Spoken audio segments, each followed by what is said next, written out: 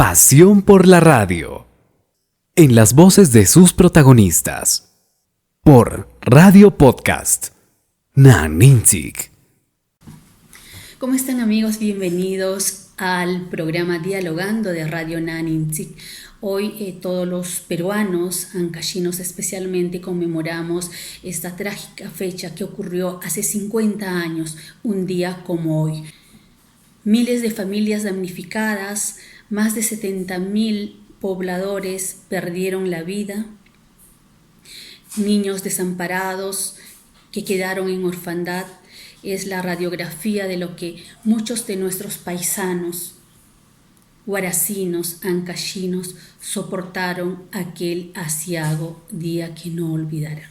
Está con nosotros Macedonio Villafán Broncano, catedrático universitario y escritor, y él nos presenta las claves para recordar el sismo del 70, que ha resumido en lo siguiente: en la destrucción, crisis y conmoción. Además hace un recorrido de la literatura que se ha escrito precisamente para hacer el análisis político, social, económico y cultural en la región Ancash. Gracias por la invitación, Gladys, para tu programa Dialogando de Radio Naninchik.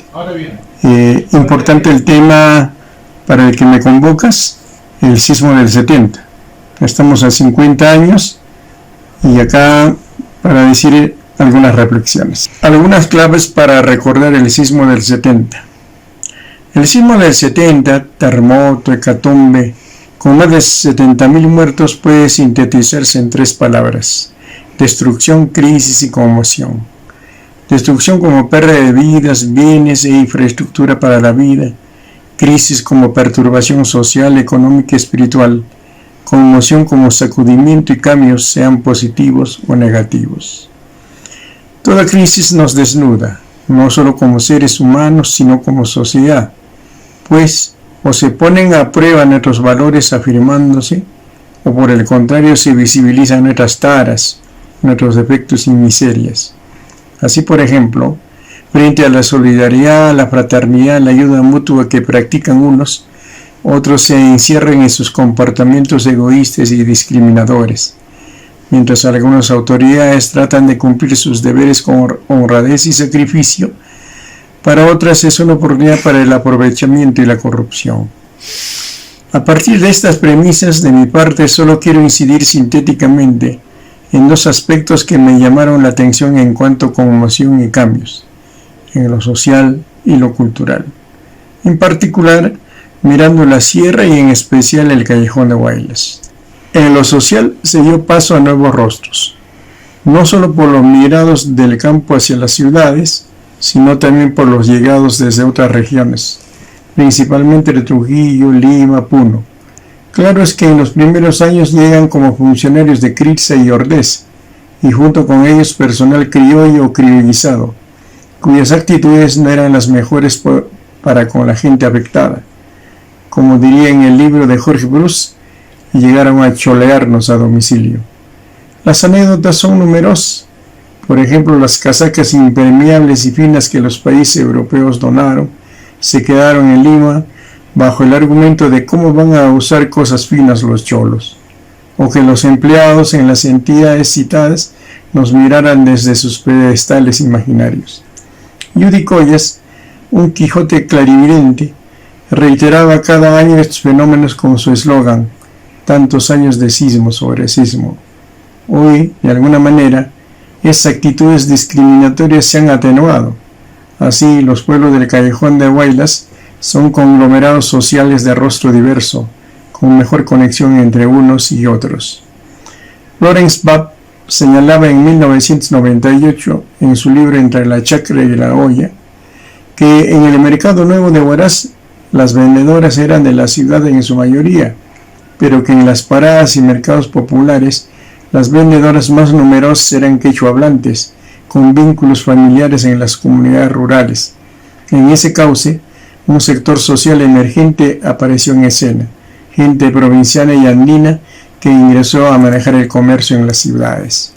La oligarquía, ya debilitada, recibe su tiro de gracia con la reforma agraria de Velasco y el sismo del 70 acaba con sus últimos residuos, unos mueren, otros se marchan.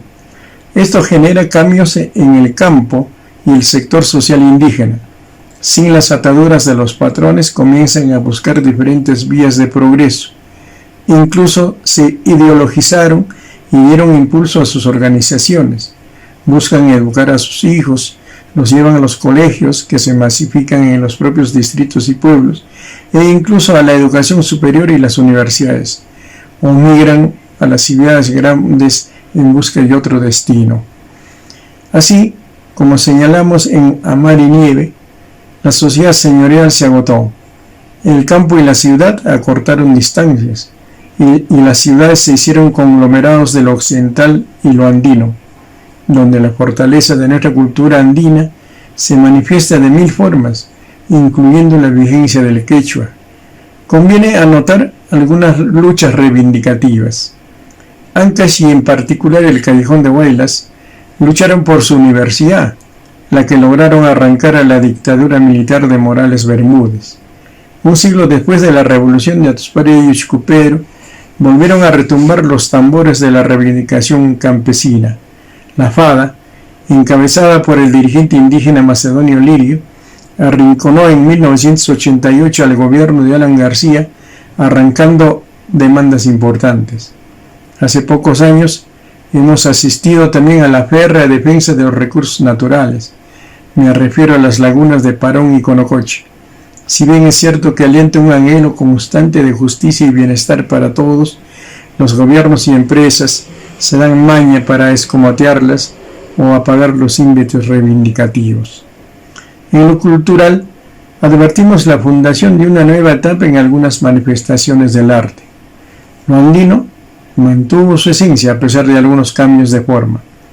El ejemplo tal vez es la Fiesta de las Cruces. Bárbara Bode tiene un hermoso libro, ahora publicado en español, que se titula Las campanas del silencio, donde analiza muy bien los efectos del sismo en los años inmediatos. Se detienen en las cuestiones culturales, entre ellas en la Fiesta de las Cruces de Carnaval, donde postula que se mantiene firme el espíritu andino, pese al sincretismo, diremos por proyección, también en diversos órdenes de la vida. En lo literario, mirando a todo Ancash, se ha dado un gran desarrollo con escritores y escritoras ya no de las élites sociales como antes del 70, sino más democratizado, más de todas las sangres. Si bien es cierto que Carlos de Bravo Zabaleta y Marcos Yauri ya tenían una trayectoria antes del 70, incorporados al proceso literario nacional, continuaron con su trabajo hasta después del 2000. Hay que destacar que ambos incorporaron en sus narraciones episodios del sismo, no solo para hablar del evento, sino para analizar sus efectos materiales y espirituales. Marcos Yauri hizo todo un análisis de ello en su opúsculo Radiografía del Sismo del 70. También escribió un libro testimonio, Tiempo de rosas y de sonrisas, tiempos de dolor y de muerte, expresión del desgarramiento del hombre ante las fuerzas de la naturaleza, pero ante todo, ante la incomprensión, el abandono y el egoísmo de los otros seres humanos. Después han venido nuevas jornadas de escritores, entre narradores y poetas principalmente.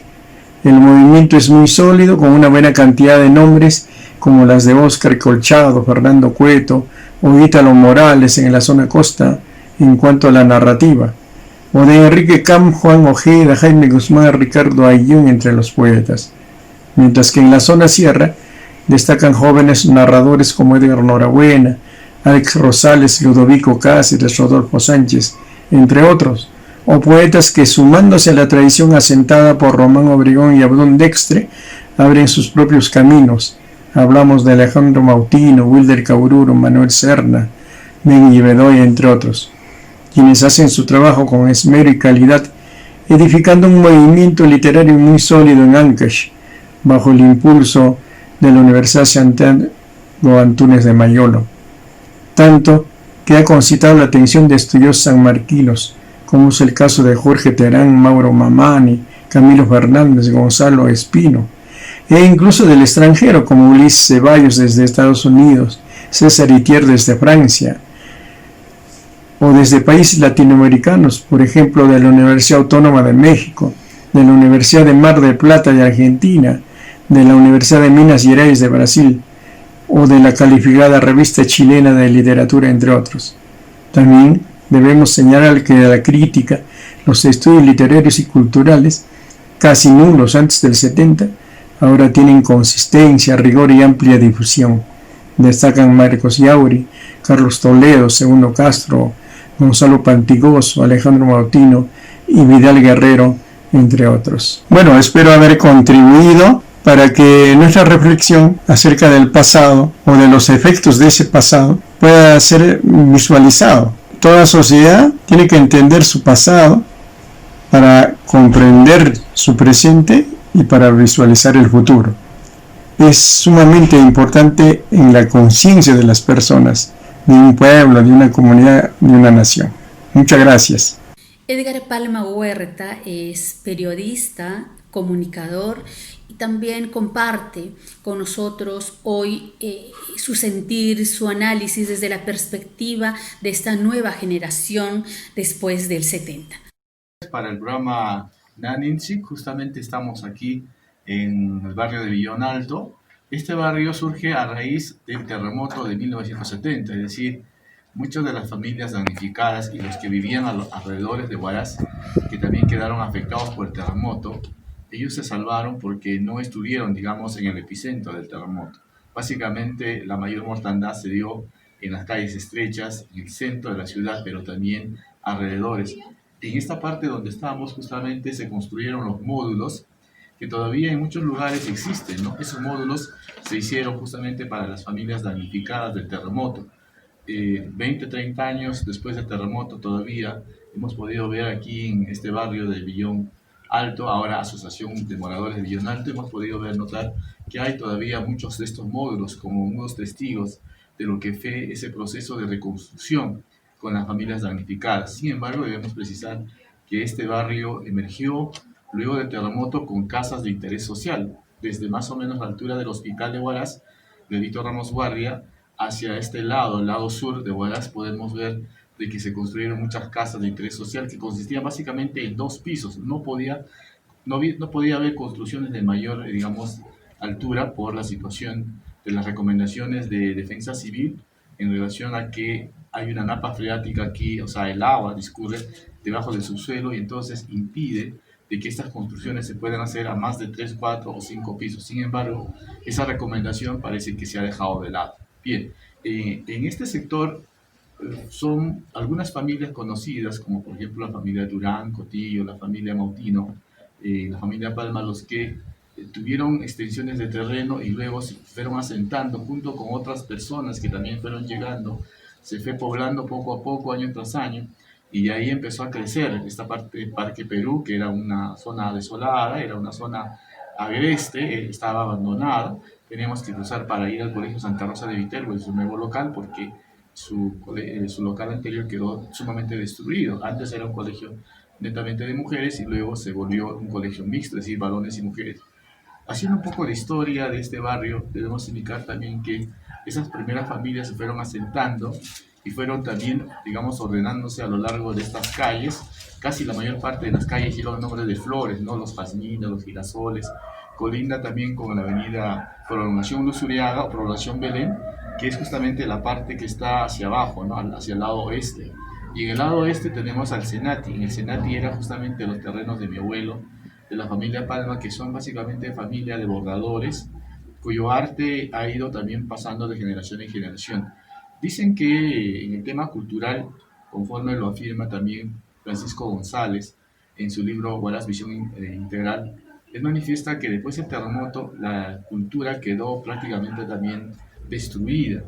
Y esa labor titánica de reconstrucción cultural, espiritual de los guaracinos duró muchos años.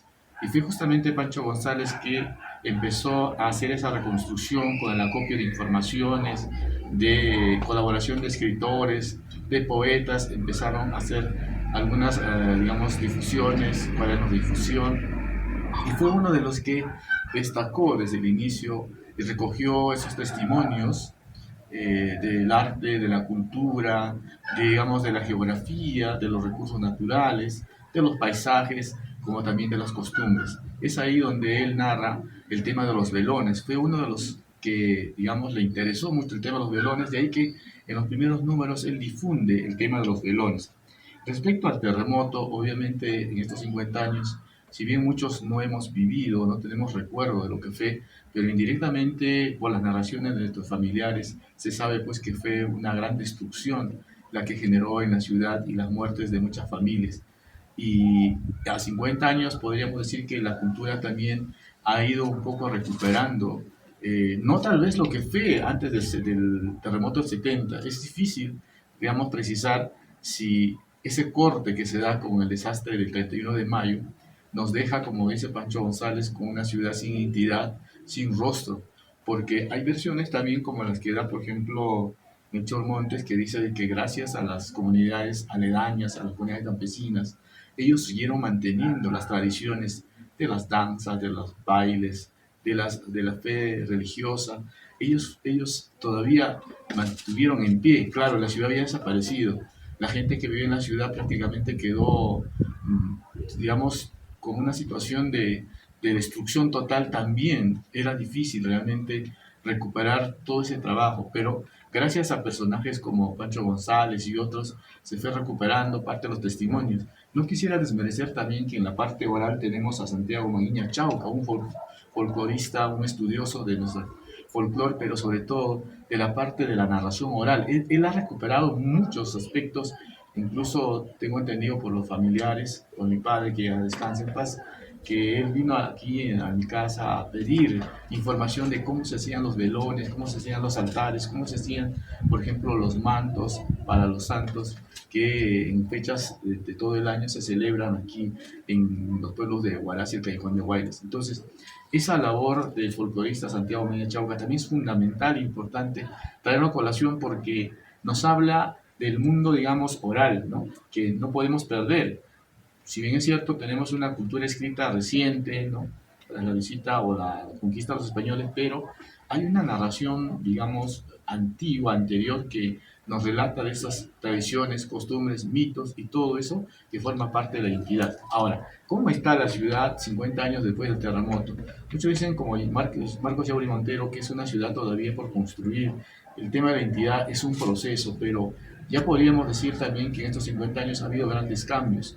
Esta misma zona donde estamos ha emergido, prácticamente es una urbanización ahora, hay muchas dependencias como Ministerio de Transportes, tenemos también la facultad de posgrado de la UNASAM, la escuela de posgrado, pero diría que en principio uno de los primeros hitos de recuperación luego del terremoto ha sido la lucha por la universidad, porque eso empezó antes del terremoto, en los años 64, 69, y después del terremoto, o en el terremoto quedó también un poco, digamos, se detuvo toda esa lucha, pero luego se retomó desde el 74, 75, en que se logra arrancar al gobierno de Morales Bermúdez la creación de la universidad. Creo que ese es un hito de recuperación también de parte de esas luchas de la entidad por tener una universidad, al igual que en muchas ciudades del norte del país y de Lima.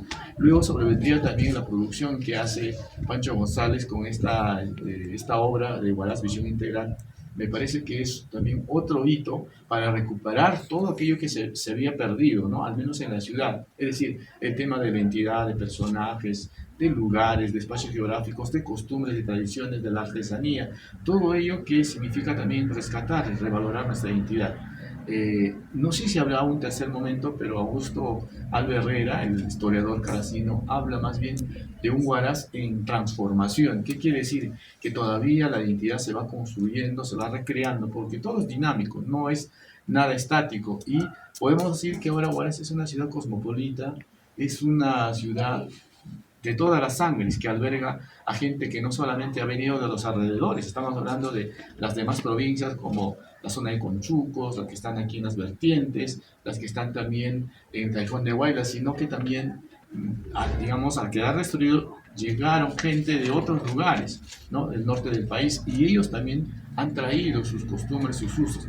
Mucho se critica de que Huaraz como ciudad no volvió a ser esa ciudad, digamos, que iba en contraste con con el hermoso paisaje que tenemos aquí. Es una ciudad que era netamente andina, donde convergían claramente la clase mestiza con la campesina, con el idioma, es decir, había una confluencia muy importante, pero Huaraz siempre ha sido también, como lo diría en su momento Antonio Raimondi, la ciudad por asunción, porque venían de todos los lugares y era como, digamos, el lugar de concentración.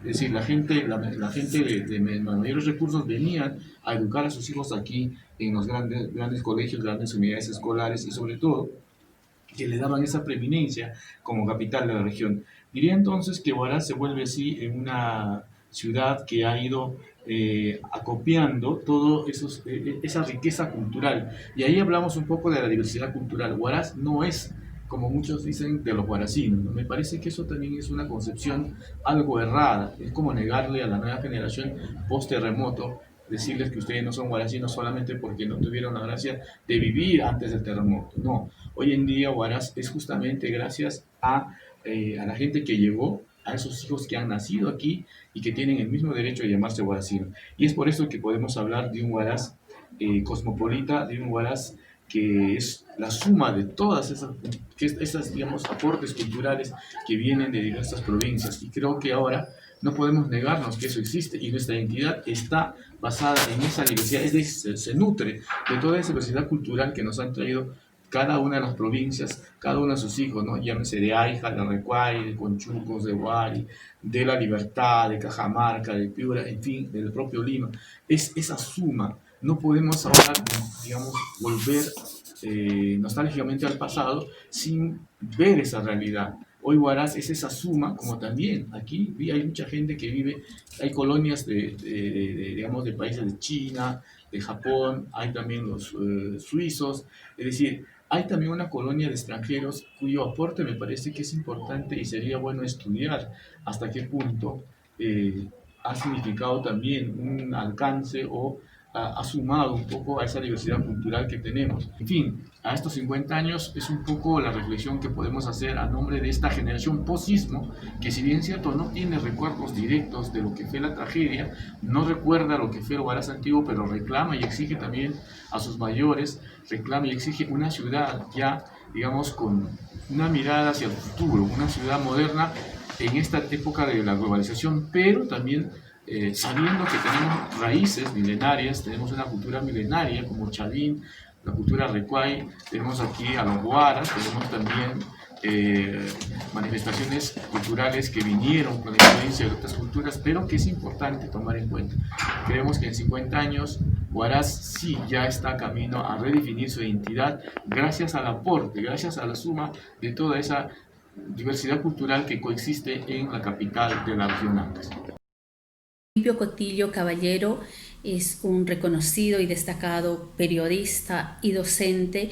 Él nos traslada también a ese espacio que vivió en aquella circunstancia y destaca como base la solidaridad que primó en estos momentos de dolor y cómo la prensa ancashina también contribuyó en la solidaridad, contribuyó en la difusión de un episodio tan difícil para los ancashinos. Colega Gladys, para mí es un honor estar en tu programa.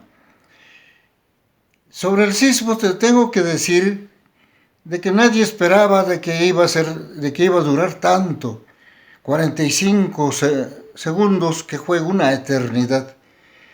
En ese tiempo nos pudimos salvar en el segundo piso del jirón Sucre 622 y en el primer piso el padre Bosquera.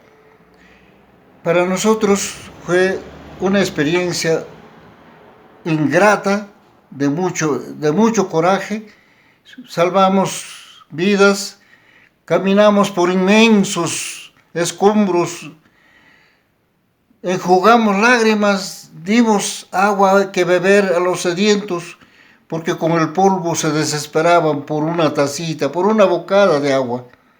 Y así pudimos resistir esa hecatombe.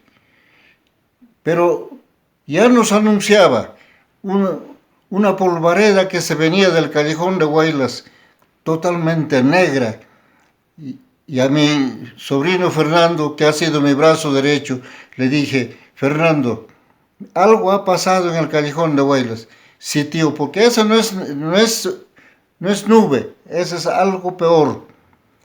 Y así fue. Yungay había sido arrasada, Huaraz quedó en escombros y muchos pueblos más lloraron a sus muertos. El periodismo en aquel entonces tuvo que jugar un papel muy importante. Nos tuvimos que sobreponer al autoritarismo, al abuso, a la postergación y a la que está acostumbrado la zona sierra. Nosotros pusimos las cosas en su sitio. No nos importó que nos amenazaran con la cárcel o destituirnos de nuestros puestos del magisterio o lo que sea. Nosotros seguimos al pie.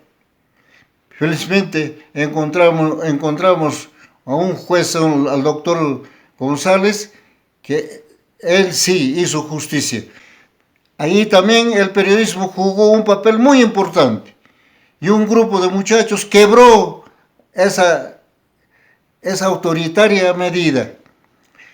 Y finalmente voy a hacer conocerte de que para el 31 de mayo, que coincide con un domingo, hemos editado un suplemento de 91 páginas con abundante material gráfico que es fiel reflejo. Están todos los testimonios de los que han sobrevivido. Y una cosa heroica, solo 4 obreros de la hidroeléctrica del Cañón del Pato lograron salvar, cerrando las compuertas oportunamente y apagando los motores de la casa de fuerza. Todo esto, ¿quién sabe? La juventud actual no sabe la dimensión que ha sido ese sismo del 31 de mayo. Creen de que ahora que Huaraz ha sido como la que está ahorita, que no ha sufrido nada. No, Huaraz quedó hecho escombros. Todo eso hemos soportado, hemos llorado y en fin, pero nos hemos sobrepuesto, porque el huaracino tiene un carácter de fierro, un carácter indomable, no se subyuga ante nadie, se impone ante todos los avatares del destino. Muchas gracias. Nelly Villanueva Figueroa, exregidora de la Municipalidad de Huaraz, además escritora, también comparte, nos comenta, hace un análisis desde la perspectiva de qué se perdió y cuáles deben ser los desafíos que deberíamos afrontar como pobladores y más el compromiso de las autoridades en el sector turístico, en el sector educación y en el sector salud. Vamos a compartir con ella y a propósito también terminamos esta nota con ese poema cuya autoría le pertenece a Nelly Villanueva, en el que nos desgarra de dolor y tristeza, pero también nos hace mirar el futuro. Con ustedes, Nelly Villanueva Figueroa. Hola querida Gladys, siempre es un gusto conversar contigo. Y esta vez sobre la conmemoración de los 50 años del fatídico sismo del 31 de mayo de 1970. Quiero centrar mi participación hablando de lo que tuvimos antes, de lo que perdimos, de lo que ganamos y de lo que podemos hacer en el futuro. Quiero decirte que Huaraz antes del sismo era una ciudad muy tranquila, muy familiar. Inclusive sus calles estrechas anidaban amistad. Todos nos conocíamos. Como no había televisión, había tertulias familiares, había veladas. Eso es lo que hemos perdido ahora. Se hacían serenatas. Las muchachas recibían serenatas contratando a músicos de ese entonces. Y particularmente en mi caso, yo me libré de este terremoto cuando me dirigía a hacer ensayos de Farol 20, un grupo recientemente conformado en 1969. Justamente en mi libro, Señales de Eternidad, hablo de eso, ¿no? Es un cuento, Señales de Eternidad, que justamente da título a esta obra. Nuestro Huaraz, que tenía los colores patrios, sus paredes blancas y sus tejados rojos, y cada barrio tenía puertas de un color característico. Lógicamente eso se ha perdido. Inmediatamente después del sismo se instalaron organismos del Estado como CRIRSA, Ordesa y posteriormente Setarancash, encargados de la rehabilitación y reconstrucción de Huaraz y también de los demás pueblos afectados por el sismo. Sin embargo, esta rehabilitación se ha hecho pues en un desorden cuando teníamos la oportunidad de tener una ciudad totalmente ordenada, limpia, moderna. Perdimos la oportunidad de descentralización porque Ancash fue el primer ejemplo de descentralización. Esa oportunidad se ha perdido no solamente en Ancash, sino a nivel nacional, donde este proceso ha quedado trunco. Otra cosa que recuerdo es, si el desastre fue tremendo, enorme, también fue gigantesca la ayuda internacional que nos convirtió en capital de la amistad internacional. Llegó apoyo de todo sitio, de todas las naciones, sobre todo de los soviéticos que nos dejaron un hospital y de Cuba que nos donó lo más preciado que tiene un pueblo, como es la sangre de sus hijos. A nivel interno, podemos decir del comercio, que puso a disposición su sistema de radio para salvar de alguna manera la incomunicación en que estábamos. Hablando de incomunicación, nuestras carreteras, nuestros caminos fueron bloqueados totalmente, de manera que se hacía difícil la llegada de apoyo. La carretera de Pativilca fue posteriormente, después de 15 días, limpiada, ¿no? Porque estaba llena de escombros. Todas las ayudas tenían que venir por helicóptero. Por emergencia se tuvo que poner en marcha el aeropuerto que estaba, pues lo teníamos ahí, pero no funcionaba. Otra ayuda fue de la Universidad Nacional Mayor de San Marcos, cuyos docentes donaron un día de labor.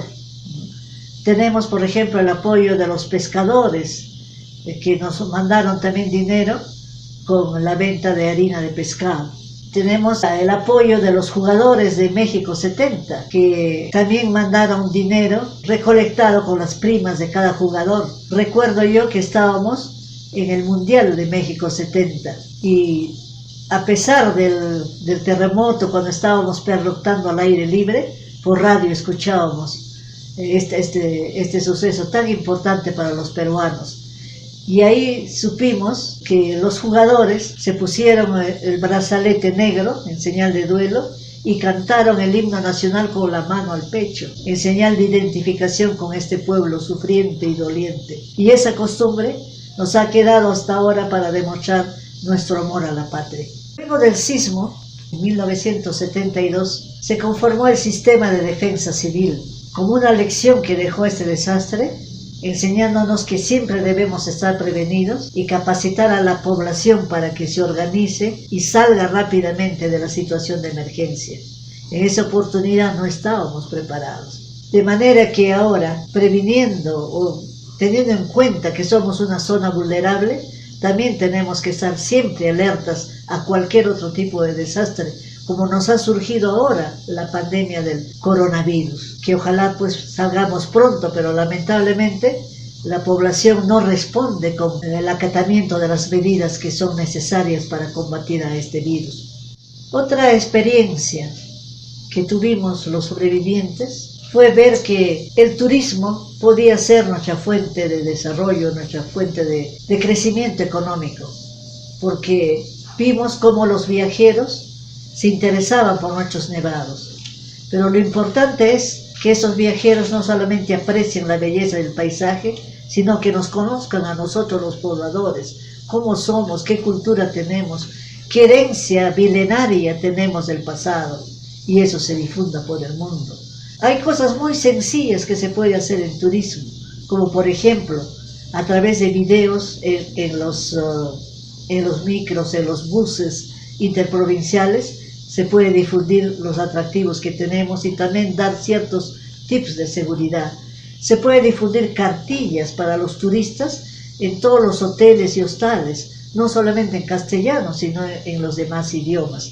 Tenemos una rica iconografía que puede ser utilizada para dar identidad a nuestra ciudad, colocando esta iconografía en los principales sitios donde tanto los lugareños vamos a poder ver, recordar lo que somos, recordar nuestra historia, para trascender al futuro con una base sólida, pero también los turistas que nos identifiquen como somos. Podríamos dar mucho valor a nuestros restos arqueológicos, como por ejemplo Pumancayán, que todavía no termina el proceso de liberación. Tenemos a Jancu, ¿no? Un ejemplo de tumba subterránea que prácticamente está olvidado, ni los lugareños conocemos la importancia de este sitio arqueológico, que indica la primera etapa de las tumbas subterráneas. Luego después pues aparecen las tumbas superficiales. Yo quiero también destacar cómo en los planes de desarrollo deben priorizarse dos ejes fundamentales, como es salud y educación, a fin de que no nos encuentre pues desprevenidos cuando haya una tragedia como la de antes del 31 de mayo del 70, como la de ahora del coronavirus, donde nuestro sistema de salud está colapsando. Eso nunca más debe pasar, ¿no? Debemos estar prevenidos, también debemos cuidar nuestro sistema sanitario. Y en educación, que debemos tener una calidad de aprendizaje que nos humanice cada vez más. Por ejemplo, debemos aprender a conocer, aprender a hacer, aprender a vivir juntos. Todo esto hace que aprendamos a ser y no solamente a tener. Y con esta falta de atención a la educación, se está perdiendo muchos valores que nos son propios, como por ejemplo la hospitalidad, la solidaridad que hemos heredado de nuestros ancestros. Quiero decirte, Gladys, que la literatura también ocupa un lugar muy importante, porque, como decíamos, no solamente hay que conocer, sino también hacer, y en el hacer justamente está la producción literaria. Yo tengo este otro libro que se llama Voces Femeninas de la Literatura Guaracina. Acá están consignadas voces como de Rosa Cerda Guardia, la mejor cultivadora de la literatura infantil, que fatalmente no se le difunde, o Judith Pando, que nos habla del Huaraz antiguo, ¿no? Solariego, con zaguanes de las casas, ¿no? Pero que ahora se ha vuelto bullanguera, locuaz, moderna. Pero quisiéramos pues una modernidad humanizada, con orden, ¿no? El primer orden, por ejemplo, sería la limpieza de nuestras calles a cargo de los mismos pobladores, como lo hacíamos antes. Mejorar la publicidad exterior con un solo tipo de publicidad exterior, ¿no? Que no haya carteles de todo tipo, de todo tamaño, inclusive con riesgo, con peligro de que si están colocados verticalmente pueden caer sobre los transeúntes. Finalmente, Gladys, yo quiero aprovechar este espacio que me das para hacer conocer mi última producción, un poema que lo dedico a Huaraz, le llamo Canto a Huaraz la siempre viva. ¿Por qué? Porque es un canto no de lamento, sino un canto de esperanza, un canto dedicado a Huaraz que resurge y que debe seguir reconstruyéndose, porque la reconstrucción no está acabada, y un símbolo de esto es la catedral, que todavía no está del todo construida. Érase una ciudad en calma, generosa raudales, tierra de libertadores, princesa del Ande llena de encantos, con la magia de su risa y la frescura de su aliento, albergaba chaposa serranita a cuantos venían a verla y a cuantos saboreaban su pan. De pronto tembló aterida y con ella tembló su pueblo. Disipado el polvo de su rostro, solo dejó ver escombros rodeándola. Ahí se quedó mi alma aprisionada, y por muy lejos que me vaya, vuelvo a ella y me mojo en su recuerdo. ¿Cómo dejarla desolada y triste? La alcé y cuidé, herida vecilla. Ahora ha tomado vuelo, tiene nuevo rostro y ropaje nuevo. Aunque añoro sus apretadas calles, sus alegres plazas y coloridas retretas, he aprendido a querer su renovada presencia. huaraz de mis amores. Me he quedado aquí para volar contigo, paisana hermosa y presuntuosa, gorrioncito travieso y piador. Cubre amorosa a tus hijos caídos, cuyos latidos llegan a nosotros, en cada aurora, en cada canto, en cada oración. Levántate, levántate y vive para siempre.